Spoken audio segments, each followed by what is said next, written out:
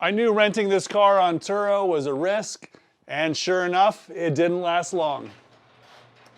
This is my story of my 1989 Porsche 911, start to finish. And when I say finished, I mean finished. I bought this car about a year ago, and my intent was always to share it with others and let people in on this whole Porsche craze that seems to be happening right now. I intended to fix whatever broke, and I knew I could fix it. I was expecting more like clutch, engine work, maybe a bent valve, worst case, something like that. But I didn't expect this kind of damage.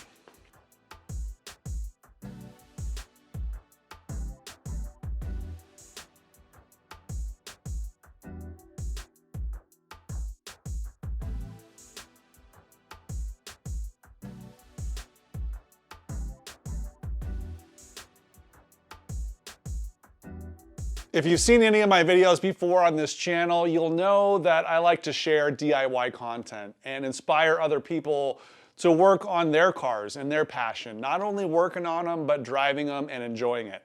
And that's why I got it too. I did take some great trips with this car. I took it to the West Coast Holiday in Paso Robles, and we went on a camping trip, my son and I. My other son and I took it up and down to Santa Barbara and back, and it's a really fun car, especially here in Southern California. Because I do live in California, the rental income on this would pay for some of my storage costs. I have two other project cars, and I have lots of parts and so forth. So I have a monthly storage fee, which is pretty high in California. So that's another reason why I got the car. It was just kind of to help the hobby keep going and sustain itself. The car went out to like 20 different rentals and not a single scratch, not a single issue, either cosmetically or mechanically. The car was running perfect and people loved it. On a few occasions, a couple guys ran through some toll booths and they told me about it. So there was a couple incidental charges of like $7 or $8. Other times I would get phone calls that says, "Sorry, I went over the miles. I'm having a great time. What should I do?" And we would just charge for a couple extra miles and they would have a great time. I don't have many details to share about the accident and exactly what happened. It was a Monday afternoon and I was on my way to the airport to pick up the car. It was ending its trip. And nobody was hurt, but I got a phone call and said that, he said he hit a curb and that the car wasn't drivable, or at least it had a flat tire. So he had already gone over the 100 miles. He was on his way to the airport to drop the car off, and like within I guess it was like the last 5 miles or something, that's when the accident happened.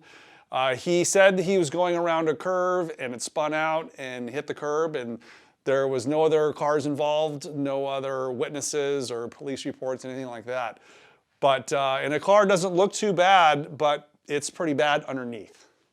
Both the tires here on the driver's side hit the curb pretty hard. I put the spare on when I got there. Actually, this tire is the one that took most of the damage. But when I put the spare on, I moved it to the front. This is the front tire here. So I didn't notice too much until I saw that there was damage to the body as well. Even though nothing hit the body, basically the impact on the curb and the suspension bent the suspension and did some damage to the chassis. Convertibles aren't known for their strong chassis as they are, but you can see here, this is right above the tire is the quarter panel. It's buckled, big kind of crease right there in the bodywork.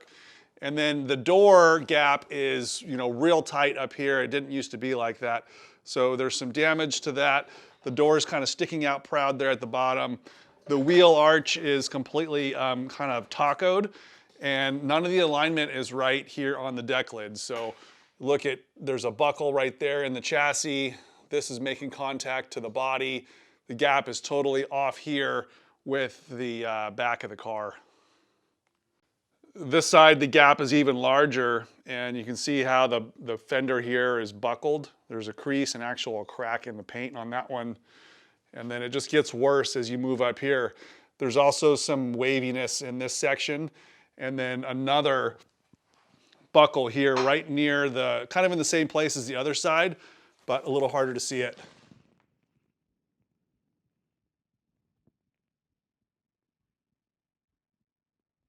Passenger side door gap is much larger than it used to be. Very different than the other side. The other side is tight, this side is certainly loose. Door still opens and closes fine, but it's definitely wonky. Even this is uneven. The engine and transmission shift okay, and the engine's running okay. It does grumble a little bit on the left rear. I'm sure it's bent, but I think the wheel bearing is also damaged. When the car goes out on a rental, it's covered under different insurance than my normal insurance policy. So in this case, every time it goes out, before every trip, I take photos before of condition of every panel and interior and engine, all kinds of things. So in this case, when it came back damaged, I sent those pictures over to Turo, and they looked at the photos of the, obviously the wheel and some of the bodywork damage here, and they said, based on the pictures, we have like between $3,000 and $4,000 of damage. And I can't necessarily blame them. I mean, all they have is the pictures. They have no idea to establish what's bent underneath, even though I was panicking because I knew it was pretty bent. So after I got it home, I had it towed to a Porsche shop here in Southern California that knows these cars, and they quickly said the same thing. It's bent. It's actually has the torsion tube is bent, and it's shifted over to the right. So substantial damage to the actual underpinnings of the car. Even though the bottom didn't scrape that much, it looked like the car may have been airborne or something. I'm not sure. Ways to fix it would be to completely remove the suspension, drivetrain, probably the fenders, things in the front, to put it on what's called the Celette bench. And that is a fixture basically for measuring where all the factory pickups are and how to straighten it. So you put it on the Celette bench and you pull it and push it and possibly weld in a new torsion tube and all those things. Turo Insurance and the Porsche shop agreed that the car is going to be expensive to fix. And with these kind of projects, being a vintage car, the more you take apart, the more you find. And the thought was it's just going to escalate over the cost of the vehicle or over the salvage value. So it got totaled. 2 months of back and forth going over the valuation of the car. It was a difficult process. Turo is great at some of the modern stuff, but they're pretty new in the classic car world. So evaluating something like this was a little bit of a time-consuming process.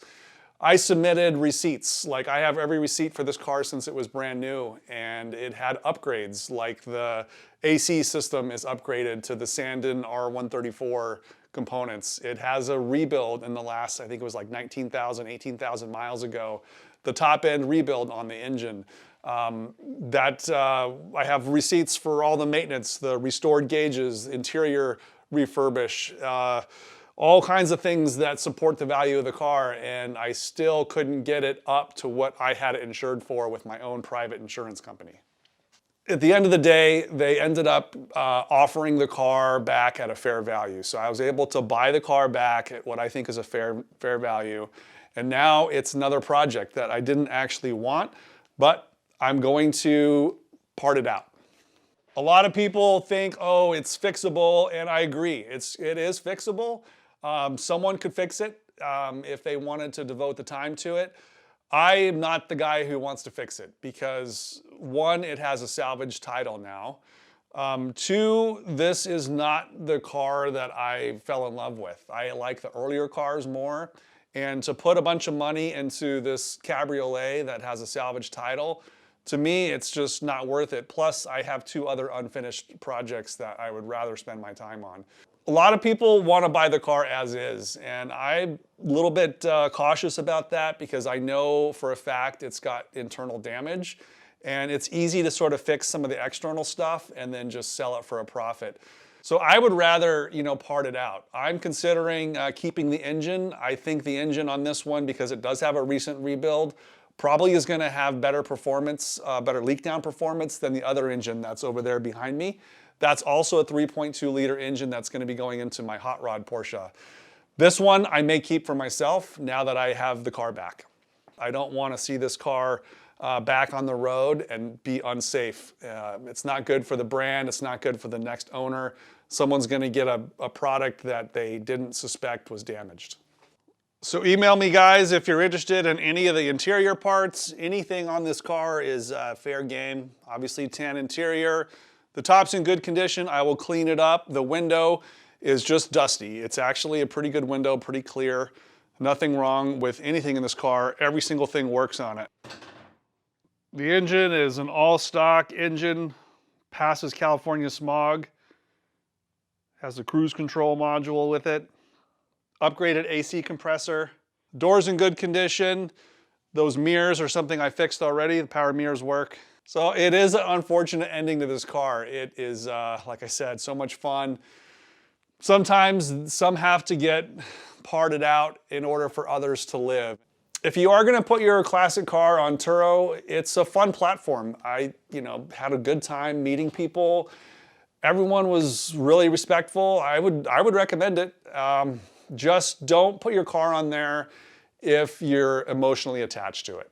This car, I wasn't really emotionally attached to it. It's, I guess it's unfortunate that it's ending its life, but that's business and it's unfortunate, but it is what it is. If you are going to put up a classic, I would go through the third-party insurance valuation as you put it up, just in case something bad like this does happen. There's not so much argument about the valuation. That's something I could have done better on. And just, have fun with it. I've already sold the headlights, so I am not joking around. This car will be parted out. Do not ask me to buy it directly as is. It's going on the chopping block and in the mail system.